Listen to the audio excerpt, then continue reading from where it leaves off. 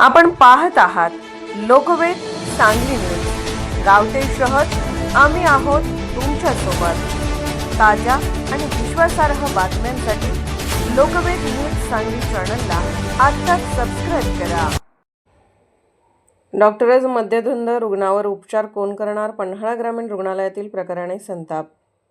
पन्हाळा ग्रामीण रुग्णालयात घडलेल्या धक्कादायक प्रकारामुळे नागरिकांमध्ये तीव्र संताप व्यक्त होत आहे।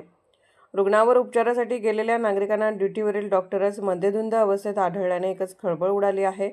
डॉक्टरांची अवस्था पाहून रुग्णावर उपचार करायचे की डॉक्टरवर असा प्रश्न उपस्थित झाला। या घटनेचा व्हिडिओ रविवारी सोशल मीडियावर व्हायरल होताच प्रकरणाने गंभीर वळण घेतले। कर्तव्यावर असताना मद्यपान केल्याच्या आरोपावरून आरोग्य सेवा उपसंचालक डॉक्टर दिलीप माने यांनी वैद्यकीय अधिकारी डॉक्टर दिगंबर टोणपे यांना सक्तीच्या रजेवर पाठवण्याचे आदेश दिले आहेत। तसेच आरोग्यमंत्री प्रकाश आंबेडकर यांनीही या घटनेची सखोल चौकशी करून कठोर कारवाई करण्याचे निर्देश दिले आहेत।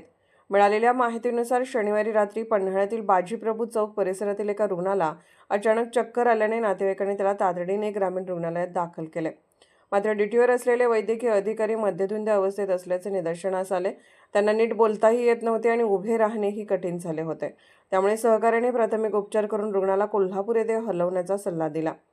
या प्रकारामुळे संतप्त नातेवाईकांनी संबंधित डॉक्टरचा व्हिडिओ चित्रित करून सोशल मीडियावर प्रसारित केला।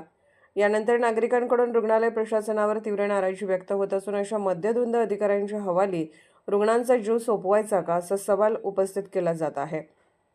विशेष म्हणजे डॉक्टर दिगंबर टोणपे यांची मूळ नेमणूक कागल येथे असून यापूर्वीही अशाच प्रकारामुळे त्यांची बदली पन्हाळा येथे करण्यात आली होती। मात्र येथेही त्यांनी तीच निष्काळजीपणा केल्याचे समोर आले आहे।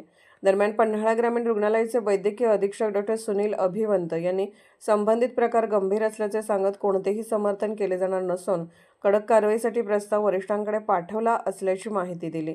पन्हाळा तालुक्यातील आरोग्य केंद्रे उत्कृष्ट सेवेसाठी ओळखली जात असताना या घटनेमुळे संपूर्ण यंत्रणेवर प्रश्नचिन्ह निर्माण झाले आहे।